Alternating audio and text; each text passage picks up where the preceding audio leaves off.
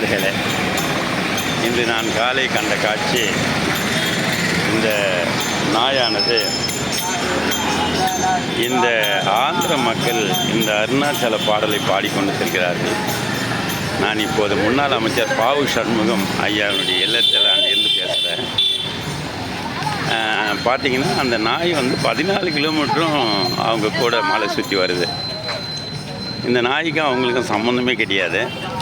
ஆனால் பாதையும் மாறாமல் வந்து கொண்டிருந்தது என்பதை நான் கவனித்தேன்.